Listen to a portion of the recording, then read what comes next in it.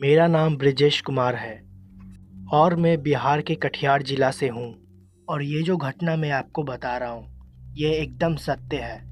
ये घटना मेरे साथ घटी है। आज भी जब मैं इस घटना को याद करता हूँ तो मुझे बहुत अजीब लगता है। तो चलिए शुरू करते हैं कहानी।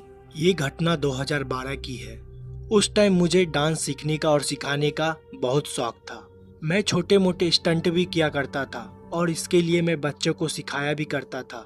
इससे थोड़ी मेरी आमदनी भी हो जाती थी। वो सारे बच्चे मुझसे डांस सीखने आते थे, लेकिन मेरे पास डांस सिखाने के लिए कोई पर्याप्त जगह नहीं थी।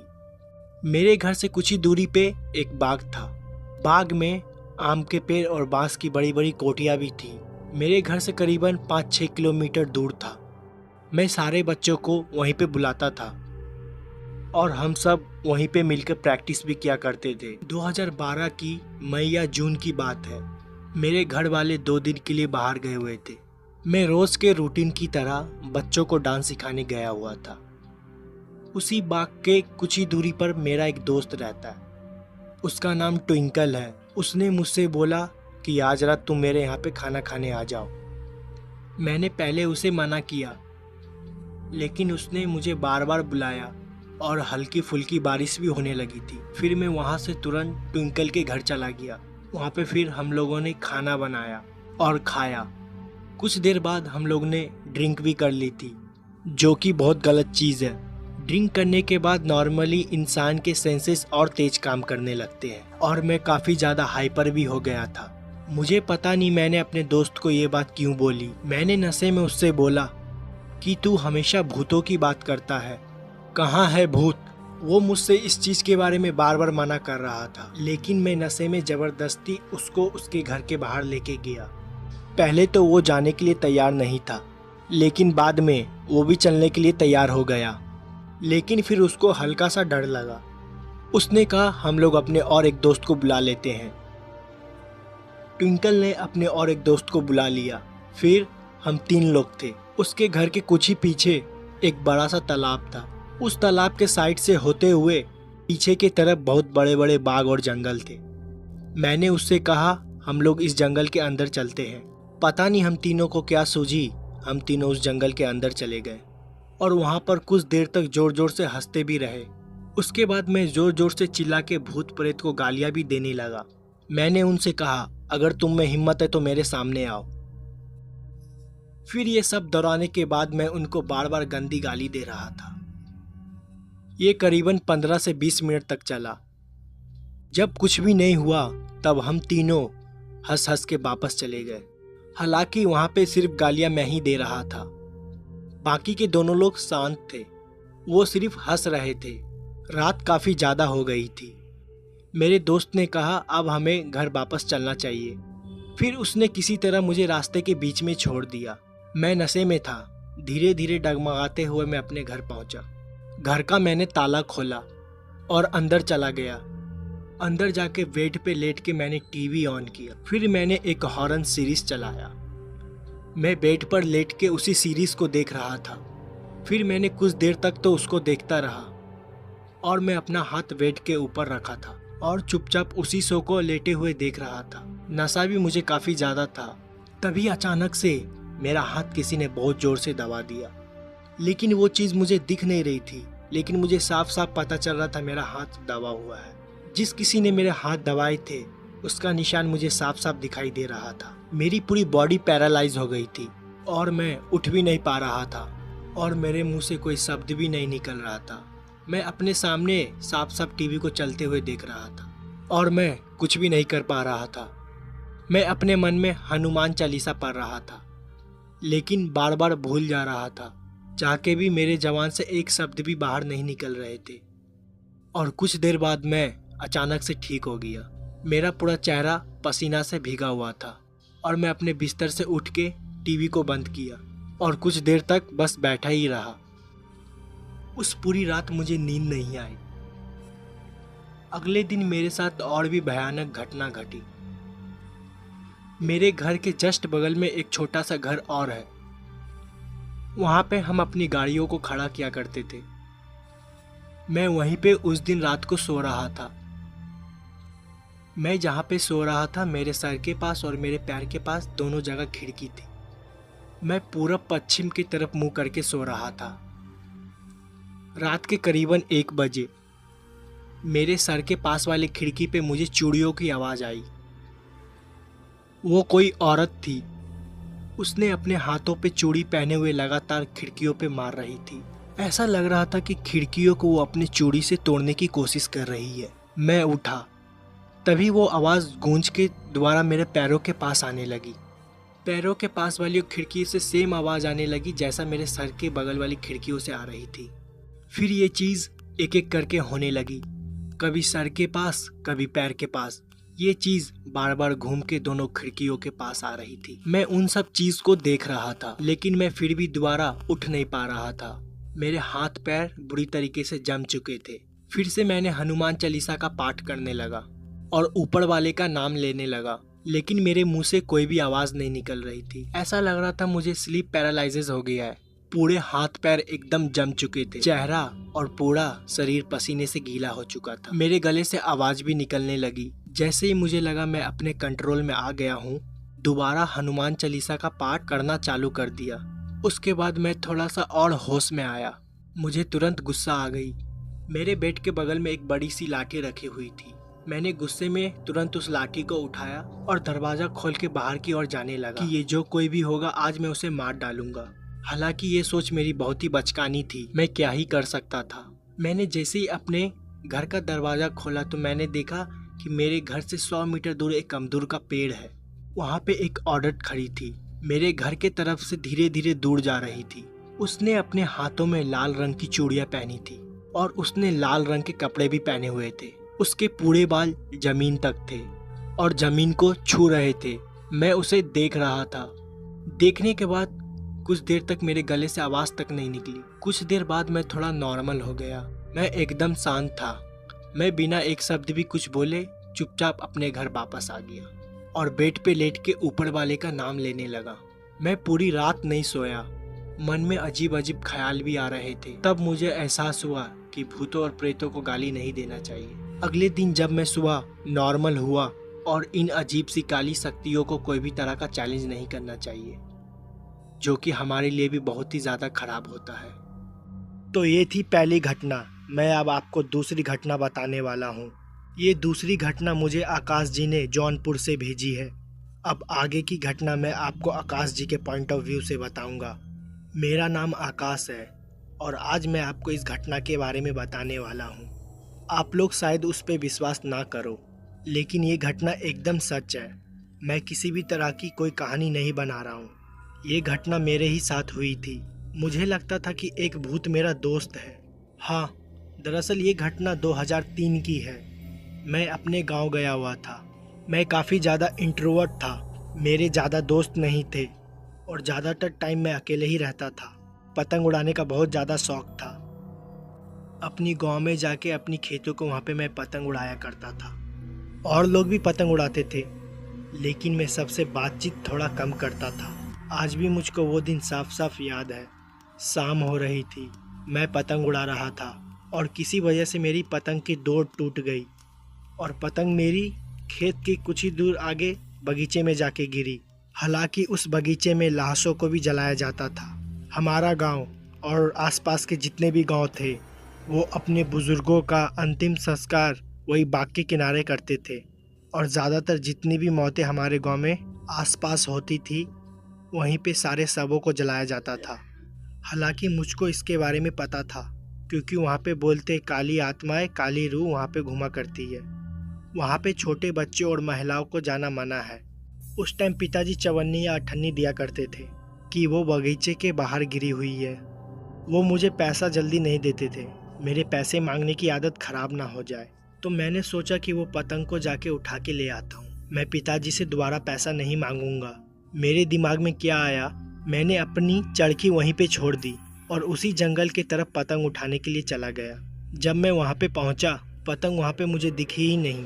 मेरी पतंग जंगल के अंदर थी। हालांकि संटी और डोर जो पतंग में बंधी हुई थी, साफ साफ देख सकता था कि पेड़ पे से होते हुए नीचे ज़मीन पे आके गिरी है। मैंने सोचा कि वो धागा मैं खींचूंगा तो बाहर आ जाएगी। लेकिन वो पतंग जंगल के अंदर ही थी। वो मुझे साफ साफ दिखाई दे रही थी। वो एक पेड़ के ऊपर फंसी हुई थी, क्योंकि वो पेड़ काफ़ी ज़्यादा बड़ा था। मैं चाहकर भी उसको उतार नहीं सकता था और मैं उस पेड़ पे चढ़ने के लिए काफ़ी ज़्यादा छोटा। मैंने अपनी उम्मीद को वहीं पे तोड़ा। फिर मैं वापस अपने घर की ओर जाने लगा। मैं जैसे ही घूमा, मुझे पीछे से आवाज़ आई कि ऐसी आवाज़ जैसे कि किसी ने मुझे इशारा किया हो। इस आवाज़ को सुनते ही मैं तुरंत पीछे घुरा। मुझे कोई भी नहीं दिखा। मुझे लगा शायद ये मेरा वहम है। मैं दोबारा घर की ओर जाने लगा। तभी वो पतंग जो बहुत ऊपर फंसी हुई थी, वो देखते ही मैं एकदम चौंक गया। हालांकि पतंग हल्की फुल्की फट भी गई थी, उसका छूटना एकदम भी नामुमकिन था। वो नीचे कैसे आई, हालांकि मुझको इसके बारे में कुछ भी नहीं पता था। खैर, मैंने सोचा मैं इस पतंग को जोड़ लूंगा और मैंने ज्यादा ध्यान नहीं दिया और मैंने पतंग को उठाया और उसकी फंसी हुई रील को दोबारा खींचने लगा और लपेटने लगा। तभी मैंने देखा उस बाग के अंदर रील को हाथों में लपेटने लगा। मैंने उस रील को काफी जोर से पकड़ा हुआ था। तभी मैंने देखा उस बाग के अंधेरे तरफ से किसी और चीज ने पकड़ा हुआ है और वो रील हवा में थी। ने पकड़ी हुई थी, मुझे कुछ भी समझ नहीं आ रहा था। पहले शायद लगा पेड़ की किसी टहनी में वो फंसी हुई है, तो मैं उसको खींचने की कोशिश कर रहा था। लेकिन ताजुब तो तब मुझे हुआ जब उस रील को अंधेरे से भी कोई खींचने लगा। मैं काफी डर गया था। मैंने उस रील को वहीं पे छोड़ दिया, लेकिन वो रील उस पतंग में ही फंसी हुई थी और पतंग को दोबारा लेके भागने लगा। अंदर से दोबारा किसी ने पतंग को खींच लिया। उस पतंग को उठाने के लिए जैसे मैं दोबारा उस जंगल की तरफ भागा, मुझे अंदर से एक आवाज आई कि जंगल के अंदर आओ, मैं कुछ दिखाता हूँ। और वो आवाज एक बच्चे की थी। मैं उस आवाज को साफ साफ सुन सकता था और ये मेरा कोई भी वहम नहीं था। उस आवाज को सुनने के बाद मैं एकदम चौंक सा गया। मैं काफी ज्यादा डर गया था। जंगल के अंदर मुझे काली परछाई भी दिखाई दे रही थी, जो कि एक बच्चे की थी। उसकी हाइट और मेरी हाइट लगभग सेम ही थी। मैं काफी ज्यादा डरा हुआ था। मैं अंदर नहीं गया और वापस घर की तरफ भाग के चला गया। इस घटना के बारे में मैंने किसी से बताया नहीं, क्योंकि मुझे मेरी मम्मी पापा पक्का डांटते, क्योंकि उस तरफ सबका जाना माना था और मैं उसी तरफ गया हुआ था। अगले दिन दोबारा मैं उसी जगह पे था। पता नहीं मेरे दिमाग में क्या आया, सोचा कि उस बाग की तरफ मैं दोबारा जाऊं। हो सकता है मेरी पतंग दोबारा मुझे वहीं पे पड़ी मिल जाए। मैं दोबारा उस बाग की तरफ गया तो मैंने देखा कि मेरी पतंग वहीं पे गिरी पड़ी हुई थी और उसमें फंसी हुई पतंग की रील जंगल के अंदर गई हुई थी। मैंने चुपचाप उस पतंग की फंसी हुई रील को तोड़ा और पतंग को लेके वापस आने लगा। तभी मुझे दोबारा उसी की आवाज आई कि तुम फिर आ गए, आओ तुम, मैं कुछ दिखाता हूँ। और इस बार वो आवाज मैंने सच में सुनी थी। मेरा कोई वहम नहीं था। लेकिन मैं कभी भी जंगल के अंदर नहीं गया। मैंने उससे बात करने की कोशिश भी की कि तुम कौन हो और जंगल के बाहर क्यों नहीं आते हो।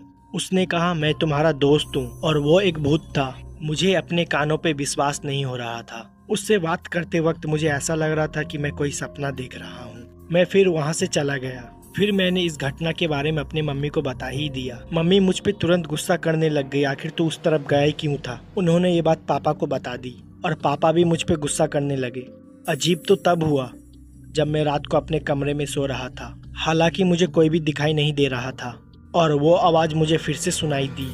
मुझे उसके होने का कुछ भी महसूस नहीं हुआ, लेकिन बस वो आवाज़ मुझे सुनाई दी और लगातार वो आवाज़ मेरे कानों में आ रही थी। धीरे धीरे उस आवाज़ से मुझे डर लगने लगा था। इसके बारे में मैंने मम्मी को बताया। मम्मी को किसी भी तरह की कोई भी आवाज़ नहीं सुनाई दे रही थी और उनको लगा मुझे कि वहम हो गया।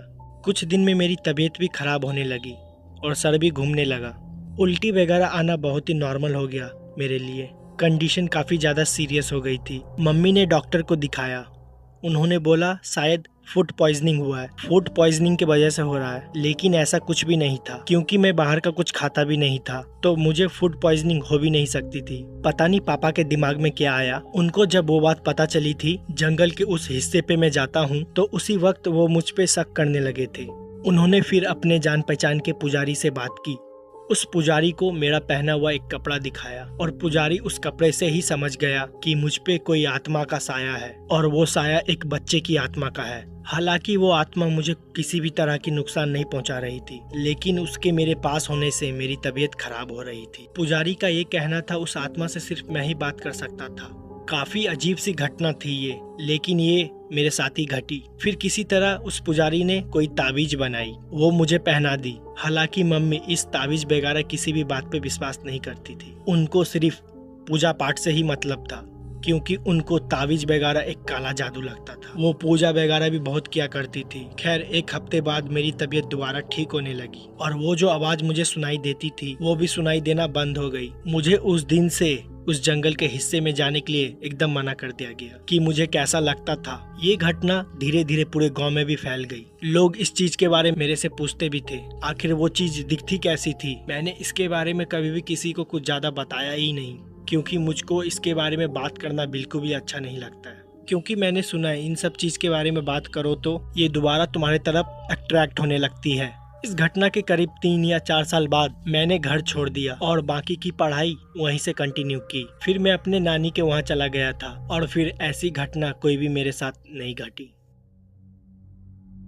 ये तीसरी घटना मुझको आदिल जी ने कानपुर से भेजी है।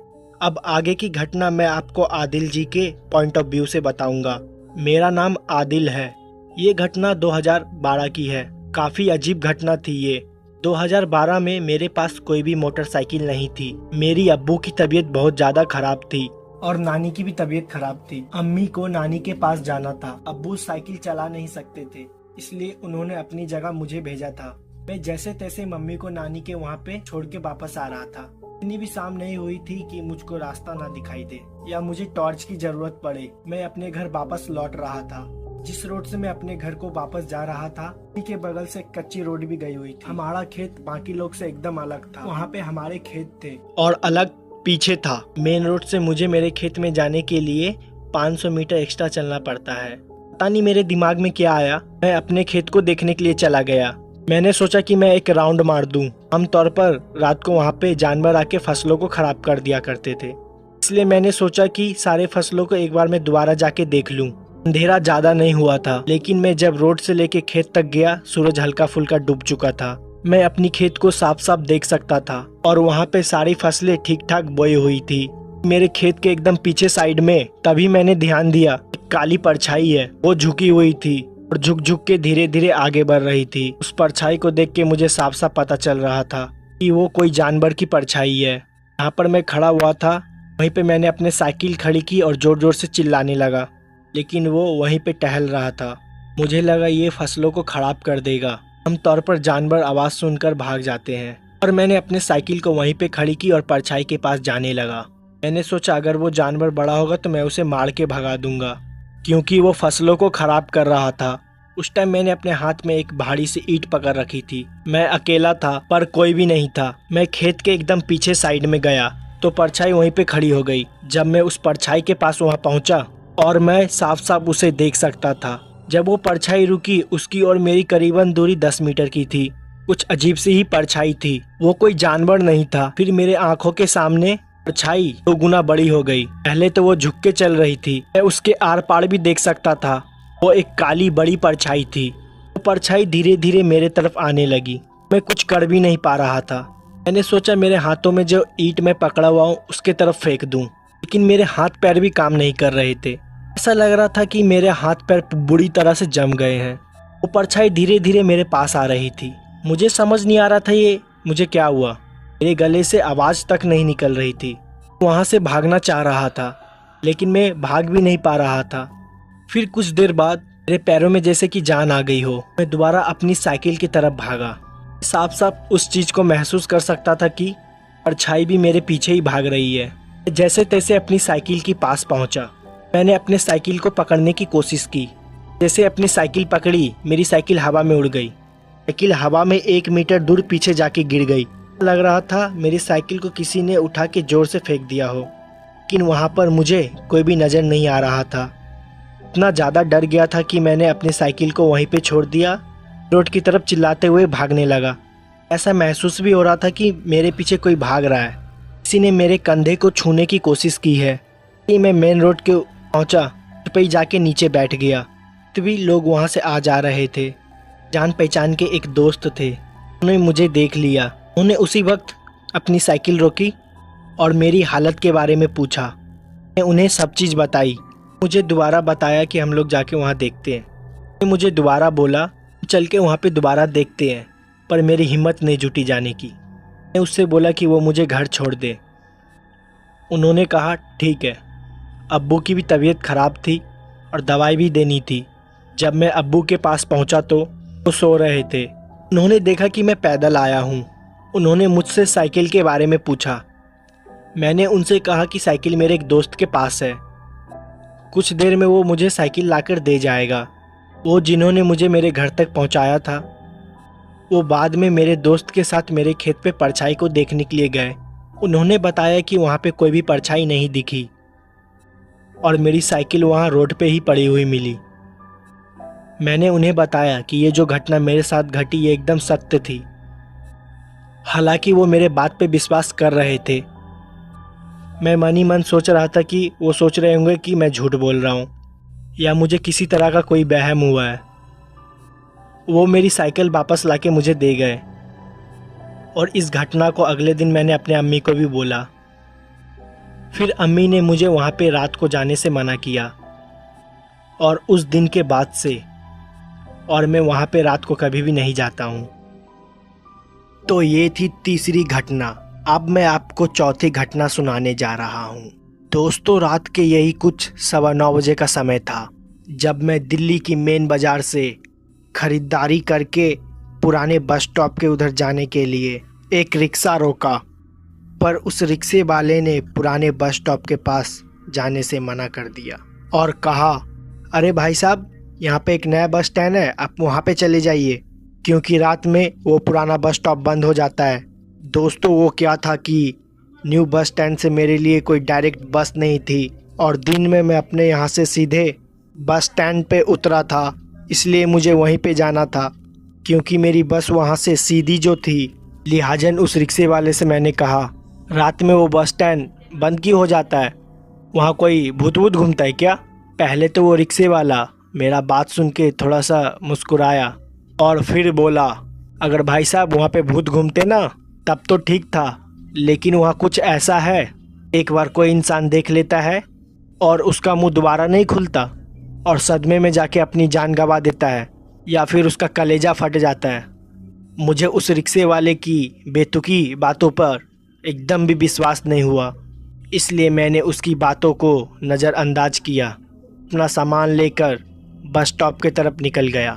मैंने और भी कई बार उस बस स्टैंड से बस पकड़ी थी, बस स्टैंड की तरफ निकल पड़ा। मैंने और भी कई बार उस बस स्टैंड से बस पकड़ी थी, बस उस सफ़र में इतना ही फ़र्क था, इस बार मैं रात में जा रहा था और लिहाजन में मैं उस रिक्शे वाले की बातों को नकारते हुए और अपना सामान लेकर उस बस स्टैंड की तरफ निकला। यहाँ से करीब 1 किलोमीटर दूर था। आसमान पूरी काले अंधेरे घनों में निपट गया था। बाजार की हल्की फुल्की रोशनी उस बस स्टैंड के पास नहीं पहुँचती थी। जैसे ही मैं पहुँचा, वो जगह मुझे एकांत में नज़र आई। उस जगह पे चारों तरफ सिर्फ और सिर्फ अंधेरा पसरा हुआ था, पर मुझे इस चीज़ से कोई मतलब नहीं था, इसलिए मैं वहाँ पर जाकर एक बेंच पे थोड़ी देर बैठ गया। अब मुझे इसी चीज़ का इंतज़ार था कि बस कब यहाँ पे पहुँचे, मैं कब यहाँ से निकलूँ। मैं वहाँ पे बैठा ही था कि मेरी नज़र अचानक एक चमकीली चीज़ पे पड़ी। जो बस स्टैंड से महज थोड़ा सा आगे एक चमकीली चीज़ नज़र आ रही थी। उसको देखकर मैं अचानक से हैरान हो गया। फिर मैं उठा, उस चीज़ की तरफ बढ़ने लगा। ऐसा लग रहा था जैसे कि वहाँ पे कोई कांच का टुकड़ा चमक रहा हो, लेकिन हैरानी तो इस बात की थी, जहाँ पर वो चीज़ चमक रही थी वहाँ पे लाइट की रोशनी भी नहीं थी। मैं जैसे ही वहाँ पे पहुँचा, वहाँ का दृश्य देखकर मैं तो हैरान ही हो गया। वो एक छोटी सी अंगूठी थी, लेकिन उसके अंदर इतनी ज़्यादा चमक थी कि वो अंगूठी किसी अजूबे से कम नहीं थी। मैंने अंगूठी उठाई कि इतने में ही मुझे हेडलाइट की रोशनी नज़र आई। जब मैं बस स्टैंड की उधर देखा, मैंने पाया कि मुझे एक बस अपनी तरफ आते हुए दिखाई दे रही थी। मैंने उस अंगूठी को अपने जेब में डाली और भागते हुए बस के पास पहुंच गया। मुझे इसी चीज़ का डर था कि कहीं बस निकल ना जाए। फिर मैं बस में सवार हुआ। बस भी खुल गई। पता नहीं क्यों उस बस में बैठने से पहले ही मुझे कुछ अजीब सा महसूस हो रहा था। मैं फिर भी इस चीज़ पे ज़्यादा ध्यान नहीं दिया और अपनी सीट पर बैठकर मैं आराम फरमाने लगा। फिर थोड़ी देर के बाद बस उस जगह पे पहुंच गई जहां पर मुझे उतरना था और उस इलाके में पहुंचकर चैन की सांस मिली कि जब से मैं उस बस के अंदर बैठा था तब से मुझे वहां पर कुछ ठीक नहीं लग रहा था। मैं वहां से उतरा, अपनी घर की तरफ निकलने लगा।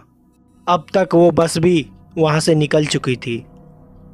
मैं जैसे जैसे अपने उस जानी पहचानी गांव की तरफ बढ़ने लगा, वैसे वैसे मुझे लग रहा था मेरे अलावा मेरे साथ कोई और चल रहा है जिसकी मौजूदगी का मैं एहसास कर सकता था। ऐसे में मैं थोड़ा घबरा गया। इसी बीच मुझे वो आदमी की कही हुई बातें याद आने लगी। दरअसल उस रिक्शे वाले ने मुझसे कहा था कि मुझे उस बस स्टैंड के पास नहीं जाना चाहिए। वहाँ पर कोई ऐसा रहता है जिसे देखने के बाद हमें बहुत तगड़ा सदमा लगता है। लेकिन उसकी बातें सरासर झूठी साबित हो गई, जिससे मेरे चेहरे पर एक मुस्कान थी। थोड़ी देर के बाद मैं अपने कमरे में पहुंच गया। दरअसल जहां पर मैं रहता था वहां पर मैं किराए पर पूरा का पूरा हॉल ही बुक कर रखा था। मेरा गांव यहां से करीब 17 किलोमीटर दूर था और मैं अपने घर वालों से अलग इसलिए भी रहता था क्योंकि मुझको दुकान का काम करना पड़ता था। इस बार मैं कुछ ज़्यादा ही थका हुआ था। तब मैं अपने बेड के पास गया और आराम करने लगा। फिर उस चमकदार अंगूठी की याद आ गई। मैंने उसे अपनी जेब से निकाला और फिर मैं उसे अपने तकिए के नीचे रख दिया। वैसे एक वो अंगूठी ही थी, इसलिए मैंने उस पर ज़्यादा ध्यान नहीं दिया। मैं काफ़ी थका हुआ था, इसलिए मैं सोने की कोशिश कर रहा था। फिर थोड़ी देर के बाद मुझे पता ही नहीं चला कब मेरी आंख लग गई। फिर मुझे ऐसा एहसास होने लगा कोई मेरे आजू बाजू में चल रहा है। एक कदमों की आवाज़ मेरे कानों में गूंज रही थी। ऐसा लग रहा था कि वो कोई स्त्री है जिसकी पायल की धुनी बार बार मेरे कानों में गूंजती और फिर उसके बाद उसकी हंसने की आवाज़ भी आती।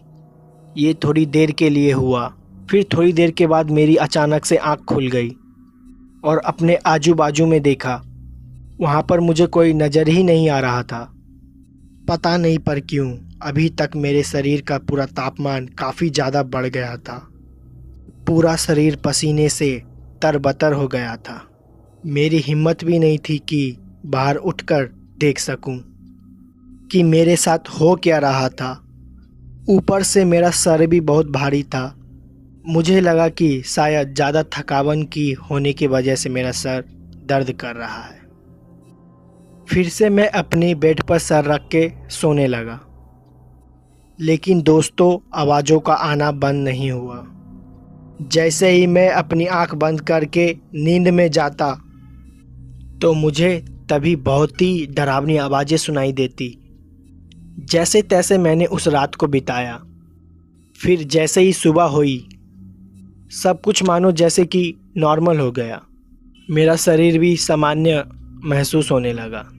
फिर मैंने ये सारी घटना अपनी एक करीबी दोस्त को बताई, लेकिन उसे भी मेरी बातों पे विश्वास नहीं हुआ। दरअसल मेरे दोस्त ने बताया कि ज़्यादा थकावन की वजह से हमारे शरीर में इस तरह की हलचल होना बहुत ही आम बात है। मेरे दोस्त ने भी मुझे वही सलाह दी। फिर बाद में मैंने उस चीज़ को सोचा था, फिर मैंने उसे नज़रअंदाज कर दिया और वापस से नॉर्मल होके रहने लगा। 2 से 3 दिन तक तो सब कुछ सामान्य रहा। मुझे ऐसा लगा कि शायद वो उस दिन की थकावट ही थी जिसके वजह से मुझे ऐसा लग रहा था। तीसरे दिन रात मैंने ऐसा कुछ देखा जो कि मेरी ज़िंदगी का सबसे डरावना दिन था। उस रात मैं अपना काम वाम निपटाने के बाद खाना वाना खाकर अपने बिस्तर पे आ गया और रात को फ़ोन चलाते चलाते पता नहीं कब मेरी आंख लग गई। और जब मेरी आंख खुली तो मैंने देखा मेरे हाथ को किसी ने दबोचा हुआ था। पहले तो मेरी नज़र उस हाथ पे गई। मेरे बाएं हाथ को दबोच रखा था। उसके बाद मैंने सामने की तरफ देखा तो मैंने पाया कि अब तक रात के 1:30 बजने वाले थे। उसके बाद मैंने अपने बगल में धीरे धीरे देखने की कोशिश की। वहाँ का नज़ारा देखकर तो मेरी हालत ही पतली हो गई। दरअसल मैंने देखा कि वो एक लड़की थी जिसका पूरा बदन दूध की तरह सफ़ेद था। तो मुझे उस लड़की की तरफ से रोने की आवाज़ आ रही थी, मगर उसके बाद उस लड़की के चेहरे पर अचानक ही एक मुस्कान आ गई। उसके डरावने चेहरे को मुस्कुराता हुआ देखकर मैं तो दहशत में चला गया। मुझे समझ ही नहीं आ रहा था कि मुझे इसमें क्या करना चाहिए। तभी मेरी नज़र उस औरत के हाथ पे चमकदार रिंग पे पड़ी। उसको देखकर मैं सारा माजरा अच्छी तरह से समझ गया कि आखिर मेरे साथ क्या हुआ था और आगे मुझे क्या करना था। कि मैं उठने की हिम्मत तो करता पर उठ नहीं पाता और उस जगह से खड़ा नहीं हो पाता। मैं इतना तो समझ चुका था कि चमकदार और यूनिक दिखने वाली उस अंगूठी की वजह से हो रही है। उसके बाद मैंने थोड़ी सी हिम्मत दिखाई और भगवान का नाम लेकर ज़ोर से उठने लगा। तभी मुझे एहसास हुआ कि मेरा पूरा शरीर एकदम नॉर्मल हो गया है। फिर अचानक ही मेरी आँख खुली। मुझे मालूम ही नहीं कि वो मेरा बुरा सपना था या हकीकत, या फिर मेरे साथ सच में कुछ ऐसा कुछ हुआ था। लेकिन उस रात मैं समझ गया था कि किस लिए मेरे साथ इस तरह की अजीब चीज़ हो रही थी। फिर उसके बाद मैं उठा, इधर उधर देखने लगा। मेरी हिम्मत नहीं थी कि अब उस बेड के ऊपर मैं लेटा रहूं, और घूमते फिरते हुए किसी तरह मैंने उस रात को बिताई। और जैसे ही सुबह हुई और हमारे ही गांव के पुजारी के पास सीधा चला गया। गांव के पुजारी के पास पहुंचने के बाद पता चली, ये सुनकर तो मेरी होश ही उड़ गए। दरअसल गांव के पुजारी ने मुझे बताया कि किसी काली शक्ति का साया है, और वो कोई मामूली शक्ति का साया नहीं है, भयानक ताकत है जो दिन पर दिन मेरा खून चूसती जा रही है। और अगर ऐसा ही चलता रहा महज 10 से 15 दिन में मेरा शरीर पूरा सूख जाएगा। अगर मुझे उस काली शक्ति से बचना है, अंगूठी के साथ किसी तंत्र मंत्र चीज़ को उसी जगह गाड़ना होगा जहाँ से मैंने उस अंगूठी को उठाया था। और उस टाइम रात के 12 बजने चाहिए। दोस्तों, पंडित जी का बात सुन के मेरा दिमाग ही हिल गया, क्योंकि मेरे अंदर इतनी हिम्मत नहीं थी कि वापस से उस बस स्टैंड के पास जाऊं, और वो भी रात के समय। पर अब मेरे पास दूसरा कोई रास्ता भी तो नहीं था, और पंडित जी मेरे साथ आने से मना कर रहे थे। लेकिन फिर पंडित जी ने मेरे साथ आने को हाँ कर दिया, जिससे मुझे थोड़ी हिम्मत मिल गई। मैं जानता था जब तक पंडित जी मेरे साथ होंगे तब तक मेरा कोई कुछ भी नहीं बिगाड़ सकता। फिर अगली रात शनिवार की रात थी और हमें भी उसी रात का इंतज़ार था। लेकिन मैं आज की रात से भी घबराया हुआ था, क्योंकि मैं इस बात को अच्छी तरह से जानता था कि वो भयानक शक्ति मेरे साथ कल से भी ज़्यादा भयानक करने की कोशिश करेगी। ऐसे में मैंने अपने एक दोस्त को अपने घर पर बुला लिया, और जैसे ही मैं सोने की कोशिश करता तो मेरे कानों में रोने और हंसने की आवाज़ बार बार सुनाई देती। ऐसे में मेरा सर काफ़ी भारी होने लगा। तमाम कोशिश के बावजूद भी मैं सो ही नहीं पाया। और उसके बाद जैसे ही सुबह हुई और मुझे चैन की सांस मिली, क्योंकि मुझे किसी भी तरह से रात काटनी थी। और जैसे ही मैं उस अंगूठी को बिस्तर के उधर उधर ढूंढने की कोशिश किया, तभी मैंने पाया कि वो मेरे सिराने पड़ी हुई थी। उसकी चमक वैसे ही अभी भी बनी हुई थी। रात के लगभग 10 बजे के आसपास पंडित जी के साथ टैक्सी में उस बस स्टैंड की तरफ रवाना हुआ। मुझे डर तो बहुत लग रहा था, लेकिन इस काम को करना भी बहुत ही ज़रूरी था, वरना बात मेरी जान पर आ सकती थी। हम जैसे ही उस बस स्टैंड के पास पहुँचे, वहाँ का सन्नाटा देखकर हर किसी की हालत ख़राब हो जाए। उसके बाद उस पुजारी ने मुझको रुकने को कहा। थोड़ी देर तो हम लोग वहीं पे बैठकर इधर उधर देखने लगे। फिर जैसे ही रात को 12 बजने को आई, तभी उस पुजारी ने लंबी सांसें लेते हुए कहा, देखो बेटा, तुम्हारी ज़िंदगी और मौत आपस में टकराने वाली है। अगर तुम इस काम को ढंग से नहीं किया तो तुम्हें यहीं पे अपनी जान गंवानी होगी, और अगर ये काम तुमने ठीक से कर लिया तो भी तुम्हारे साथ कुछ ऐसा होगा उसके बारे में तुमने कभी पहले सोचा भी नहीं होगा, इसीलिए तुमको सोच और समझ के कदम उठाने हैं। दोस्तों, उसके बाद उस पुजारी ने मेरे हाथ में नारियल दिया और उसके बाद वो अंगूठी दी। उस नारियल के ऊपर खून के कुछ छींटे थी। शायद वो छींटे इसलिए भी थी, शायद किसी भी बुरी शक्ति को अपनी ओर आमंत्रित किया जाए। जैसा उस पुजारी ने मुझे बताया था, मैं वैसे उस नारियल के साथ चमकता हुआ अंगूठी को लेकर आगे की तरफ बढ़ने लगा। मैंने कभी सोचा ही नहीं था कि मेरी ज़िंदगी इस पड़ाव पर पहुंच जाएगी। फिर मैं धीरे धीरे अपनी कदमों के साथ उसी जगह पे पहुंच गया जहां से मैंने उस अंगूठी को उठाया था। पता नहीं मुझे क्यों ऐसा लग रहा था कि मेरे साथ साथ कोई और भी है जिसके होने का मुझे एहसास हो सकता था, लेकिन मैं उसे देख नहीं सकता था। मैं जैसे ही ठीक उस जगह पे पहुंचा तो मैंने उस नारियल के साथ ठीक उस अंगूठी को वैसे ही रख दिया जैसा कि उस पुजारी ने मुझको बताया था। जैसे ही मैं उस नारियल के साथ अंगूठी को रखा, वैसे ही पूरी धरती कांपने लगी और वैसे ही अंदर से एक हाथ बाहर निकला धूल को फाड़ कर। जैसे ही वो हाथ बाहर निकला, डर के मारे मेरा शरीर पूरा पसीना छोड़ने लगा। मैं तुरंत ही मुड़ा और वहाँ से भागने लगा। दरअसल उस पुजारी बाबा ने मुझको बताया था कि ऐसा होते ही मुझे वहाँ से सरपट दौड़ लगानी है, सीधा जाकर गाड़ी में बैठ जाना है। फिर ठीक मैंने वैसा ही किया। जैसे ही मैं गाड़ी में आकर बैठा, पुजारी बाबा ने मुझे कुछ नियम बताए। उस नियम का ध्यान रखना था और उसके बाद गाड़ी स्टार्ट हुई और हम सभी घर लौट आए। पर अच्छी बात यह थी कि उस दिन के बाद मैंने दोबारा उस तरह की कभी भी आवाज़ नहीं सुनी। और साथ ही इस घटना के बारे में मैं अपने कुछ दोस्तों को बताया। तब जाकर मुझको पता चला कि उस बस स्टैंड पर लगभग 7 साल पहले एक महिला की मौत हो गई थी। बदमाश लोग ने उनके गहने वगैरह चुराकर और साथ गलत काम कर लिया और उस दिन के बाद से उस महिला की उस बस स्टैंड पे अपनी कब्जा जमा लिया। पर उस बस स्टैंड पर रात को सोने चांदी चीज़ जैसी पड़ी हुई मिलती है, जिनको उठाने के बाद इंसान कभी भी सुखी नहीं रहता। फिर दोस्तों, उसके बाद से मैं कभी भी रात को कभी भी उस बस स्टैंड की तरफ जाने की हिम्मत नहीं की।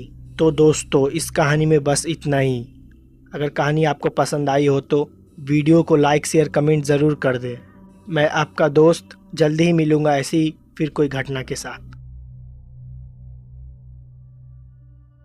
मेरा नाम पवन है और मेरी उम्र करीब 30 साल की है। ये घटना मेरे साथ तब घटी थी, उस टाइम करीबन मेरी उम्र 9 साल की थी। मेरे पिताजी की रेलवे में सरकारी नौकरी थी, तो सरकारी नौकरी की वजह से उनको सरकारी आवाज़ भी मिला हुआ था।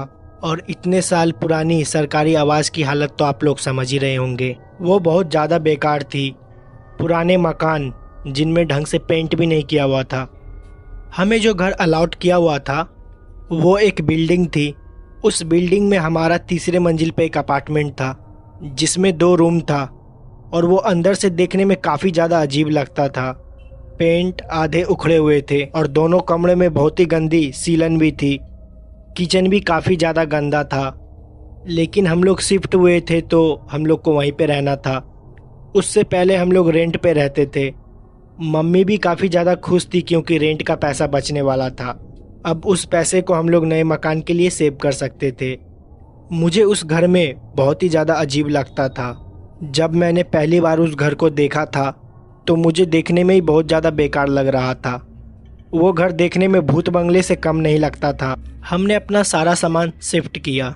मेरे परिवार में मैं, मेरी मम्मी और एक छोटा भाई था। मैं और मेरा छोटा भाई एक कमरे में रहते थे और मेरी मम्मी पापा दूसरे कमरे में। जिस कमरे में मैं और मेरा छोटा भाई रहते थे वो काफ़ी ज़्यादा छोटा था और उस कमरे से सीलन की काफ़ी ज़्यादा बदबू भी आती थी। मैंने पापा को कई बार इसके बारे में बताया भी है, तो उन्होंने मुझे बोला कि मैं इसके बारे में हाई अथॉरिटी की कंप्लेन कर दिया हूँ और वो इन सब चीज़ का मेंटेनेंस भी कर देंगे। हम लोग जब उस घर में शिफ्ट हुए, हमारे शिफ्ट होने से पहले करीबन वो 7-8 महीने से घर बंद था और उससे पहले इस मकान में जो भी रहता था उसने अचानक से अपनी नौकरी को छोड़ दिया था। मुझे इतना ही पता था। मेरे मम्मी पापा को इसके बारे में पूरी जानकारी थी, ना उन्होंने मुझे इसके बारे में कभी भी बताया। और ना ही मैंने कभी उनसे पूछना ज़रूरी समझा। अब हमें इस नए घर में शिफ्ट हुए 4 महीने से ज़्यादा हो चुके थे। मेरा छोटा भाई और मैं साथ में ही सोते थे। एक बार रात के करीबन 11 बजे मेरे छोटे भाई ने मुझसे बोला कि मुझे टॉयलेट जाना है। मैंने भी उससे बोला हाँ ठीक है चले जाओ। उसको टॉयलेट अकेले जाने में डर लगता था, क्योंकि उस घर में जो बाथरूम बना हुआ था वो घर के काफ़ी कोने में बना हुआ था। तो उसको मैं टॉयलेट कराने ले जाता था। लाइट्स बंद हो जाने के बाद घर में ऐसा अंधेरा हो जाता था जैसे कि कभी वहाँ पे लाइट जली ही ना हो। इतना काला घना अंधेरा। नाइट बल्ब भी जलती थी, लेकिन घर के पुराने दीवार के वजह से काफ़ी डरावना लगता था। इसलिए हम लोग आमतौर पे टॉर्च का यूज़ करते थे। मेरा छोटा भाई टॉयलेट गया और वो टॉयलेट के अंदर करीबन 5 मिनट तक था।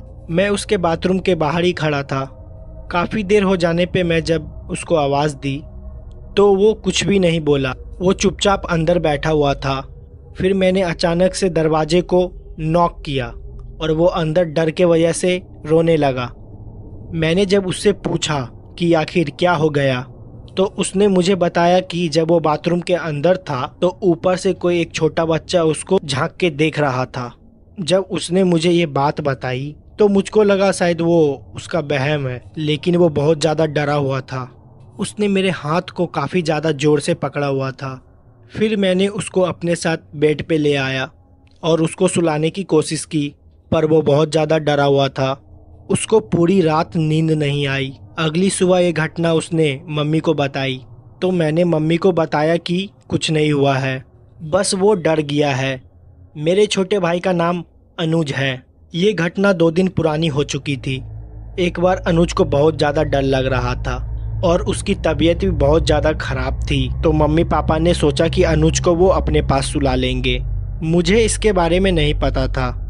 मुझे लगा शायद अनुज उस दिन भी मेरे साथ ही सोएगा, तो मैं अकेले अपने बेड पे लेटा हुआ था। अनुज उस वक्त मम्मी पापा के साथ ही था। मुझे लगा वो खाना खा के दोबारा मेरे पास सोने चला आएगा। उस वक्त मैं काफ़ी ज़्यादा गहरी नींद में था। रात के करीबन 2 बज रहे थे। मुझे कब नींद आई मुझे पता भी नहीं चला। मैं अनुज का इंतज़ार करीबन 12 बजे से कर रहा था। रात के करीबन 2 बजे दरवाज़ा अपने आप खुला। दरवाज़ा काफ़ी ज़्यादा पुराने हो गए थे। दरवाजे जब खुलते या बंद होते थे तो बहुत अजीब तरह की आवाज़ आती थी। तानी जैसे ही दरवाज़ा खुला अचानक से मेरी आँख खुल गई। मैंने देखा कि दरवाजे के पास अनुज खड़ा हुआ है। मुझे साफ साफ उस टाइम अनुज दिखाई नहीं दिया, मुझे सिर्फ उसकी परछाई दिखाई दी। मैंने उससे बोला कि तू वहाँ क्यों खड़ा है, वो आके लेट जाए। मैं काफ़ी ज़्यादा नींद में था और मेरी आँख भी नहीं खुल रही थी। मुझे बस इतना ही पता चल रहा था कि दरवाजे के पास कोई लड़का खड़ा है और उसकी हाइट हूबहू अनुज जैसी ही थी। मेरी ही आंखों के सामने अनुज भागते हुए दरवाजे के अंदर आया मेरे पास, और जैसे ही वो भागते हुए मेरी तरफ आया मैं अचानक से पूरी तरीके से होश में आ गया। ऐसा लगा कि मुझे कोई ये शायद मेरा वहम था। उस वक्त मैंने इस चीज़ पे ज़्यादा ध्यान नहीं दिया और फिर मैं दोबारा सो गया। करीबन आधे घंटे बाद मुझे ऐसा लगा कि मेरे पीछे कोई खड़ा है, मेरे बालों को सहला रहा है। पहले मुझे ये मेरा वहम लगा, लेकिन सोते हुए जब मेरी आंखें खुली तो मुझे साफ साफ मुझे ऐसा महसूस हुआ कि मेरे पीछे कोई खड़ा है और मेरे सर को पीछे से कोई धीरे धीरे पकड़ने की कोशिश कर रहा है और अपने होने का मुझे एहसास दिला रहा है। मैंने अचानक से उठा और पीछे देखा, कोई नहीं था, पीछे सिर्फ अंधेरा था। मैं तुरंत अपने बेड से उठा और लाइट को ऑन किया। पूरा कमरा खाली था। उस वक्त करीबन रात के 2:30 बज रहे थे। अनुज अभी भी नहीं आया था। मुझे ये बात नहीं पता था कि वो मम्मी पापा के साथ ही सो रहा है। फिर मैं मम्मी पापा के रूम में गया और रात के करीबन 2:30 बजे उनका दरवाज़ा खटखटाया और उनसे पूछा अनुज उनके साथ है। उन्होंने बताया अनुज वहीं पे सो रहा है। मैंने मम्मी से कहा मुझे ऐसा महसूस हुआ कि अनुज मेरे सर के पास अभी खड़ा हुआ था। मम्मी ने बताया वो करीबन 12 बजे से ही वहीं पे सो रहा है, क्योंकि उसको बहुत ज़्यादा डर लग रहा था। मैंने फिर इस बात पे ज़्यादा ध्यान नहीं दिया और आके अपने बेड पे फिर दोबारा सो गया। कुछ देर बाद फिर मेरी आंखें खुली। मेरे बेड के जस्ट सामने एक छज्जा बना हुआ था। उस पे हम लोग थोड़ा बहुत सामान रखा करते थे, जैसे कि टीवी के बॉक्स, कुछ कपड़े, कुछ लकड़ियाँ, सब पुराने चीज़ उसी छज्जे पे रखा हुआ करता था। मुझे ऐसा लगा कि उसके ऊपर बैठ के कोई मुझे देख रहा है। ये मेरा कोई वहम नहीं था, मैंने उसको साफ साफ देखा। कमरे में नाइट बल्ब जल रही थी। नाइट बल्ब पे मुझे वो काली परछाई बैठी हुई साफ साफ दिखाई दे रही थी और वो मुझे ही देख रही थी। उस काली परछाई को देखते ही मैं ज़ोर ज़ोर से चिल्लाने लगा, तो वो मेरे आंखों के सामने ही गायब हो गई। मैं इतनी ज़ोर से चिल्लाया कि मम्मी पापा अपने कमरे से मेरे कमरे में आ गए। मैं अपने कमरे को कभी भी अंदर से बंद नहीं करता था। उन्होंने मेरी चिल्लाती हुई आवाज़ को सुनते ही उन्होंने आके मुझसे पूछा कि आखिरकार तुझे क्या हो गया है। मैंने उन्हें बताया कि मुझे छज्जे पे अभी कोई परछाई दिखाई दी है। वो किसी बच्चे की परछाई थी जो कि मेरे तरफ ही देख रहा था। और कुछ देर पहले मुझे ऐसा एहसास हुआ कि किसी ने मेरे बालों को छुआ है। और उस वक्त अनुज को बाथरूम में भी ऐसा ही कुछ नज़र आया था। जब ये बात मैंने मम्मी को बताई तो मम्मी ज़ोर ज़ोर से हंसने लगी। उनको लगा कि मुझे किसी तरह का वहम हुआ है, लेकिन वो मेरा कोई वहम नहीं था।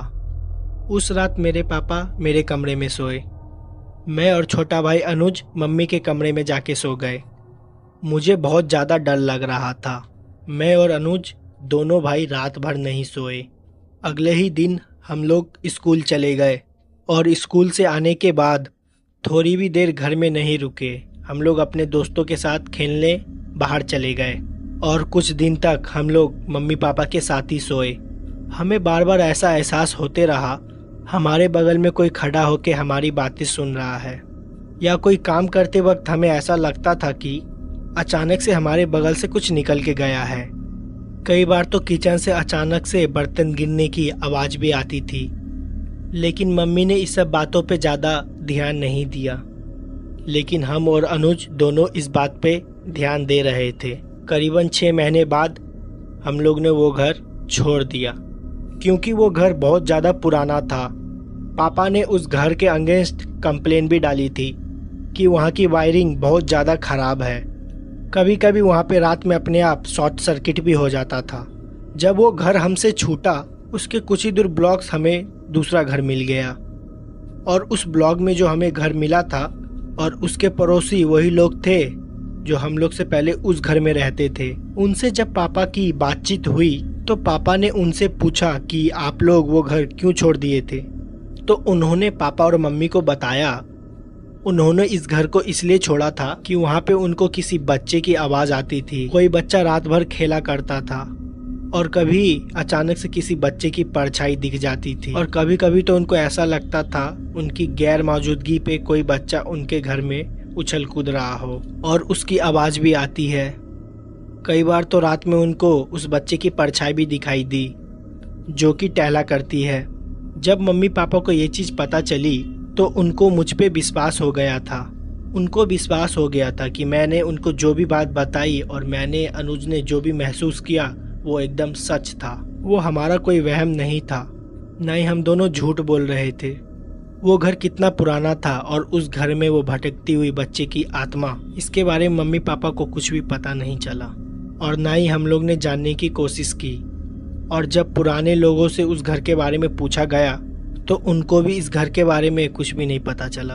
अब तो धैर्य उस बिल्डिंग को तोड़ दिया गया है और नए अपार्टमेंट बन गए हैं, लेकिन हो सकता है उस बच्चे की आत्मा आज भी वहीं पे भटक रही हो। तो इस घटना में बस इतना ही।